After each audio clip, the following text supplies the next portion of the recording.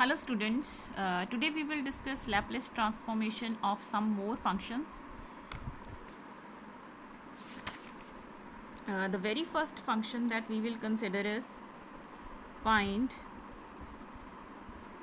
Laplace of the function f of t, which is cos hyperbolic wt.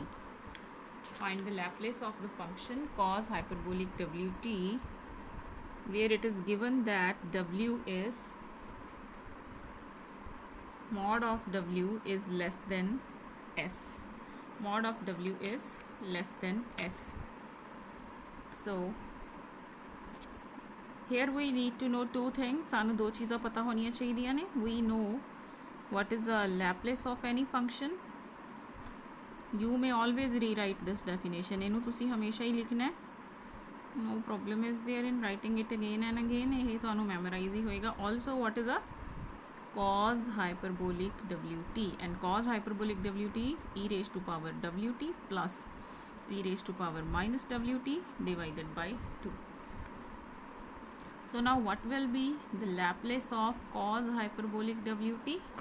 It will be equal to integration 0 to infinity e raised to power minus st into your function into dt, again rewriting this e raised to power minus st e raised to power wt e raised to power minus wt divided by 2.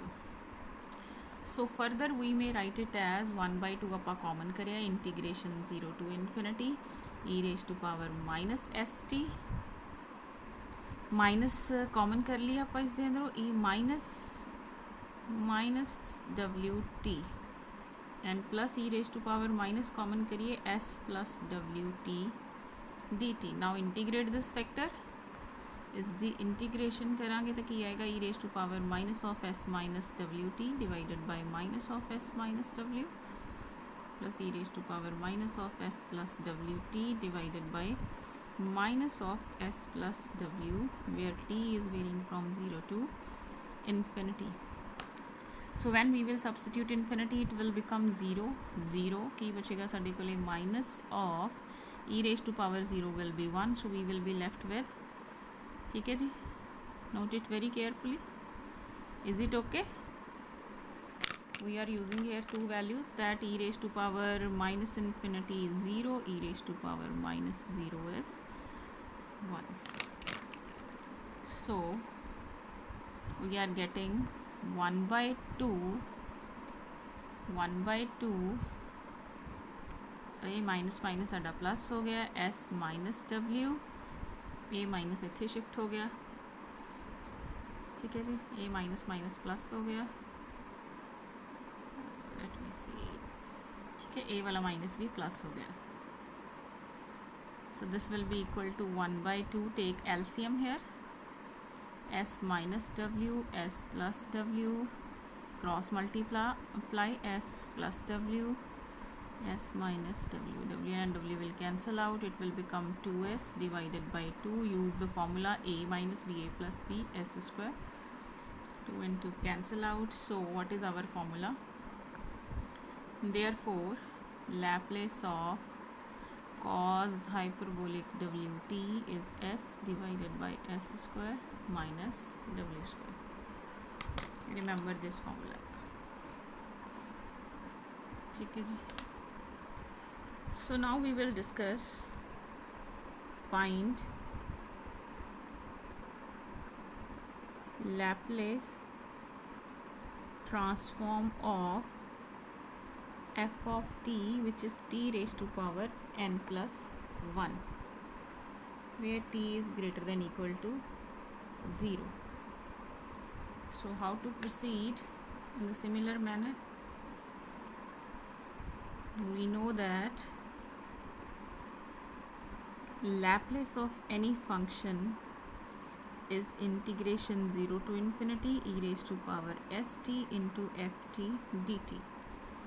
So now what will be the Laplace of t raised to power n plus 1? It is integration 0 to infinity e raised to power minus st into t raised to power n plus 1 into dt, and we will integrate it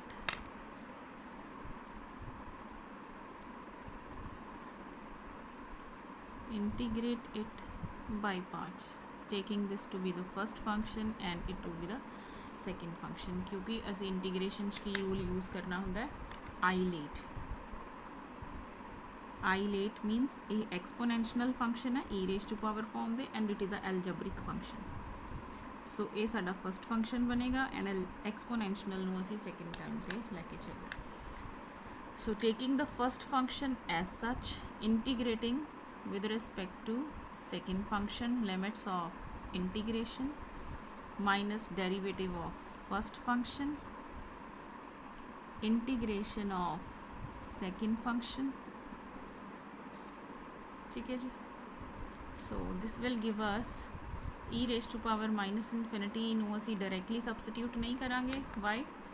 क्योंकि ਜਦੋਂ ਅਸੀਂ directly substitute करांगे t raised to power infinity is what? Infinity. E raised to power minus infinity is what?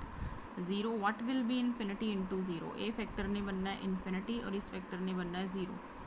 This is a question mark.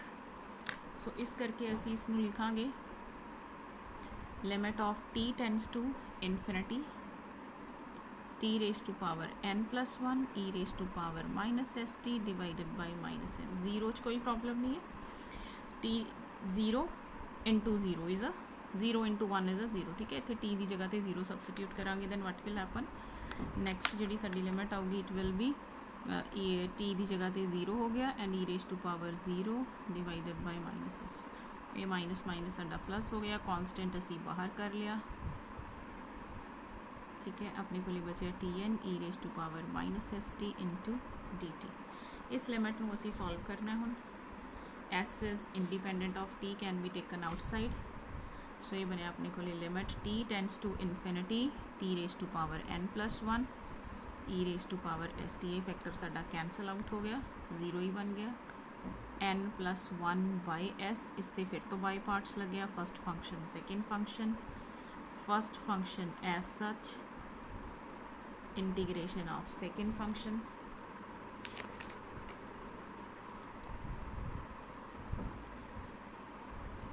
और we may also write it as, इसनू असी दोबारा तो solve करने की बजाय असी इसनू एवें भी लिख सकते हैं that it is a Laplace of T raise to power N. Laplace of T raise to power N बन गया ना ये, ठीक है। सो हुण असी इस लिमिट की वैल्यू देखिए की बनूगी। इस लिमिट नू जदों असी सॉल्व करना है तो इन्हें बनना है infinity by infinity form. T की प्लेस ते इन्फिनिटी लिखिए, नीचे भी इन्फिनिटी बनना है। इन्फिनिटी बाय इन्फिनिटी फॉर्म नू सॉल्व करने लिए आपां की करना है, use the L Hopital's rule. ऊपर n plus 1 t raise to power n, नीचे s e raise to power s t. ये फिर तो इन्फिनिटी बाय इन्फिनिटी फॉर्म बन गई, फिर तो एल हॉपिटल लगावांगे, फिर तो एल हॉपिटल लगावांगे तो हुण की बनूगा n plus 1 into n t raise to power n minus 1, s की एक पावर होर आ जाएगी e raise to power s t. पर फिर तो इन्फिनिटी बाय इन्फिनिटी कदों तक चलता रहेगा? जदों तक टी दियाँ सारियां पावर्स असी रिड्यूस नहीं कर देंगे। पहले असी एन प्लस 1 फिर एन, हुण एन माइनस 1 पावर आएगी तो इत्थे बनेगा एन प्लस 1 एन फिर एन माइनस 1 अप टू 1, की रह जाएगा टी दी पावर 0। पहले एस फिर S square, S the power कित्थे तक चली जाएगी एन प्लस 1 ते नाल की आ जाएगा e raise to power s t. ते दूसरा फैक्टर साडा s such Laplace of T raise to power n. हुण जदों असी लिमिट सबस्टिट्यूट करांगे e t raise to power 0 is what? It is 1 and e raised to power infinity is infinity, 1 upon infinity is a whole पूरा factor फिर की बनूगा 0, this will cancel out. So therefore what is the Laplace of t raised to power n plus 1? Laplace of t raised to power n plus 1 आ गया n plus 1 by s into Laplace of t the power n। तो ये एक साडा formula बन गया जिसनों असी use कर करके एग्जैक्ट वैल्यू कढ़ांगे। ये वैल्यू सानू मिल जाएगी पर सानू ये वैल्यू पता होनी चाहिए।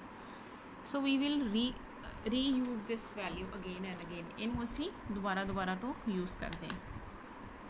इसे चो इसी इक्वेशन चो अगर असी एन की वैल्यू कढ़ते हुए फिर की होंदा from 1 what will be Laplace of T the power N, जिथे एन प्लस 1 आ रहा सी उहदी प्लेस ते की लिखी आपां एन, ठीक है। एक एक डिजिट असी पिछे शिफ्ट हो जाइए, n plus 1 n plus 1 n c तो हुण की बनूगा n n and n minus 1। ਹੁਣ इस दी वैल्यू सानू पता चल जाएगी अगर सानू इस दी वैल्यू पता चल जाए। Again use this also T raise to power n minus one की वैल्यू की हो जाएगी n प्लस वन की जगह पर n माइनस वन और इत्थे की हो जाएगा n minus two and so on. So Laplace of T raise to power n plus one की बने सी साडे कोले it is a n plus one into the Laplace of T the power n। T the power n का Laplace जोड़ा है वो की बने n by s into Laplace of n minus one.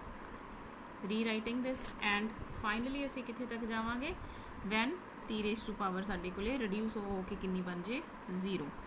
सो 1 तो लेके n प्लस वन तक के फैक्टर्स की जी मल्टीप्लीकेशन है multiplication from 1 to n plus one it is what n plus one factorial. So there are n plus one factors ये मतलब आ सारे जोड़े s ने ये भी किन्ने ने s की power n plus one and इत्थे की बन गया Laplace of one.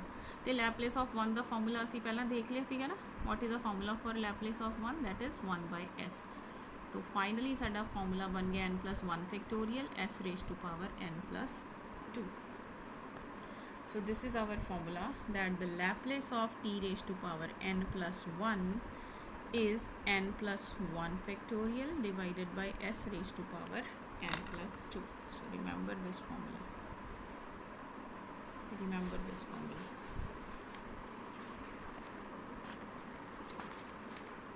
So here one thing is to be noted that कि जो इत्थे power लेके चल रहे हैं ना that power is a integer, is non-negative and is some natural number. Power is like जिमें t दी power 3, t दी power 4, t दी power 20 है. This formula will work for the integer powers. Here what is n plus 1? It will be integer which will be positive integer क्योंकि जो answer निकल के आ रहा है that is in terms of a factorial and जेडे factorials ने they are applicable for the positive values असी -1 फैक्टोरियल या -2 फैक्टोरियल जैसी टर्म्स नहीं होंदियां। तो इस करके यह फॉर्मूले ਦੀਆਂ लिमिटेशनस हो गई कि यह कदों यूज़ हो सकता है ਜਦੋਂ ਸਾਡੇ ਕੋਲੇ ਉਰੇ ਕੀ ਆ ਰਿਹਾ ਹੋਵੇ ਇੱਕ ਇੰਟੀਜਰ ਆ ਰਿਹਾ ਹੋਵੇ ਪੋਜ਼ਿਟਿਵ ਜਾਂ ਕਹਿ ਦਈਏ ਕਿ ਨੈਚੁਰਲ ਨੰਬਰ ਆ ਰਿਹਾ ਹੋਵੇ। बट साढ़े कोले पावर्स 3/2 भी हो सकती हैं, साढ़े कोले पावर्स -1/2 भी हो सकती हैं। So we need one more formula जो साड़ियाँ पावर्स की होंगियां फ्रैक्शन। सो सैकेंड क्वेश्चन ते चलते हैं असी इस की है find Laplace transform of the function f of t which is equal to t raise to power a। Laplace transform of the function f of t which is equal to t raised to power a. So we know the formula. We know that Laplace of any function f of t is integration e raised to power st into f of t dt. So this will become integration 0 to infinity e raised to power st into t raised to power a into dt. Here this a is not an integer, it may be negative, it may be fraction. ठीक है। सो करना सी उसी तरीके दे नाल ही है। इस e raised to power t a into dt अपने कोले वैल्यू आ गई। सो इत्थे असी फॉर द चेंज इस st नू सबस्टिट्यूट कर लिया। Use the substitution, put s into t is equal to say u. So s into dt will be equal to du यानी कि dt will be equal to du divided by s. dt is equal to du divided by s. And what will be the limits? When t is 0. When t दियाँ limits नहीं ना है। When t is 0, t नू 0 पर ये what will be u? u is also 0. And when t is infinity, upper limit of t is infinity, and जो t नू infinity पर दिया u भी कितना आंदा है infinity। ठीक है जी। सो इस चो असी एक होर चीज़ देख लिए कि what will be t? t is u upon s. t is equal to u upon s. सो ये साडी इंटीग्रेशन कोई चेंज नहीं आई। It is e raised to power minus u, t दी प्लेस ते कितना आ गया u by s raised to power a, and dt the place ते कितना आ गया du by s नू असी कॉमन करिए ये हो गया s raised to power a plus 1, s raised to power a, s the power 1 integration e raised to power minus u, u raised to power a into du. And now we will use one definition. What is that definition? That what is a gamma? इसनूं असीं कहंदे आ gamma. Gamma function. Gamma of n is integration e raised to power minus x raised to power n minus 1 into dx. This is the definition of a gamma function. So instead of integrating this, ਆਪਾਂ ਇਹਨੂੰ integrate नहीं कर रहे, ਆਪਾਂ ਇਹਨੂੰ integrate करन दी बजाय ਇਹਦੇ अंदर की use कर रहे हैं gamma function. So what will be our answer? Is the integration क्यों नहीं कर रहे? This is also a question. Is the integration ਇਸ ਲਈ नहीं कर रहे क्योंकि ਜਦੋਂ ਸਾਡੇ ਕੋਲੇ ਇਹ ਇੰਟੀਜਰ ਹੈ, ਜਿਵੇਂ ਪਿੱਛੇ ਸੀ, ਜਿਵੇਂ ਮੰਨ ਲਓ ਮੇਰੇ ਕੋਲੇ t cube into e raise to power minus u into d u ਆ ਗਿਆ, ਤਾਂ ਆਪਾਂ ਬਾਈ ਪਾਰਟਸ ਲਗਾ ਦਾਂਗੇ ਅਤੇ ਸਾਡਾ ਬਾਈ ਪਾਰਟ ਆਫਟਰ 3 ਸਟੈਪਸ ਖਤਮ ਹੋਏਗਾ। ਬਟ ਅਗਰ ਮੇਰੇ ਕੋਲੇ t raise to power 1/2 into minus u d u ਆ ਗਿਆ, ਬਾਈ ਪਾਰਟਸ ਲਗਾਉਂਦੇ ਰਹਾਂਗੇ ਆਪਾਂ। ਜਦੋਂ ਅਸੀਂ ਬਾਈ ਪਾਰਟਸ ਲਗਾਉਂਦੇ ਹਾਂ ਤਾਂ ਫਸਟ ਸਟੈਪ 'ਚ ਆਪਾਂ ਇਹਨੂੰ ਐਸ ਸੱਚ ਰੱਖਣਾ ਹੁੰਦਾ, ਸੈਕਿੰਡ 'ਚ ਆਪਾਂ ਇਸ ਨੂੰ ਡਿਫਰੈਂਸ਼ੀਏਟ ਕਰ ਦਿੰਦੇ ਹਾਂ, ਫਿਰ ਆਪਾਂ ਇਹਨੂੰ ਐਸ ਸੱਚ ਰੱਖਣਾ, ਇਹਨੂੰ ਡਿਫਰੈਂਸ਼ੀਏਟ ਕਰ ਦੇਣਾ, ਫਿਰ ਇਸ ਨੂੰ ਐਸ ਸੱਚ ਰੱਖਣਾ, ਫਿਰ ਇਹਨੂੰ ਡਿਫਰੈਂਸ਼ੀਏਟ ਕਰ ਦੇਣਾ। ਤਾਂ ਉਹ ਦੇਖੋ ਕੁਝ ਸਟੈਪਸ ਤੋਂ ਬਾਅਦ ਇਹ ਖਤਮ ਹੋ ਗਿਆ। ਬਟ ਜਦੋਂ ਇਹ ਫਰੈਕਸ਼ਨ ਹੈ ਤਾਂ ਆਪਾਂ ਬਾਈ ਪਾਰਟਸ ਲਗਾਏ, ਇਹਨੂੰ ਐਸ ਸੱਚ ਰੱਖਿਆ, ਇਹਨੂੰ ਇੰਟੀਗ੍ਰੇਟ ਕੀਤਾ, ਫਿਰ ਇਹਨੂੰ ਡਿਫਰੈਂਸ਼ੀਏਟ ਕੀਤਾ, ਫਿਰ ਇਹਨੂੰ ਐਸ ਸੱਚ ਰੱਖਿਆ, ਫਿਰ ਇਸ ਦੀ ਇੰਟੀਗ੍ਰੇਸ਼ਨ ਐਂਡ ਫਿਰ ਇਹਨੂੰ ਡਿਫਰੈਂਸ਼ੀਏਟ ਕੀਤਾ ਤਾਂ ਕਿੰਨਾ ਬਣ ਜੂਗਾ। तो ये ख़त्म ही नहीं होना है, दिस विल कंटिन्यू। तो बाय पार्ट्स जोड़ा है वो ख़त्म नहीं होएगा। इसका मतलब है कि उरे बाय पार्ट्स लगाने का कोई फ़ायदा नहीं है। बाय पार्ट्स लगा के इहदा आंसर नहीं निकलूगा क्योंकि जो पावर हैगी है that power is not a integer. By parts लगाने का फ़ायदा तो है जो पावर इंटीजर है, दैन आफ्टर जिन्नी भी पावर हैगी है, जो 3 है तो 3 स्टैप्स बाद ये बाय पार्ट्स का जिहड़े रूल्स ने खत्म हो जाएंगे। बट इत्थे जिहड़ा है वो ख़त्म नहीं होगा। इस करके असीं इस गामा फंक्शन की हैल्प लेती है। सो आप इनू जनरलाइज करके देखिए, 0 टू इनफिनिटी साडे कोले भी है, ठीक है। ई रेस टू पावर एक्स की जगह तो चलो साडे कोले यू है, इत्थे एक्स यू, इत्थे ए है। असीं इसनूं रीराइट कर लैंदे हैं, इनू माइनस वाली फॉर्म च लिखना है।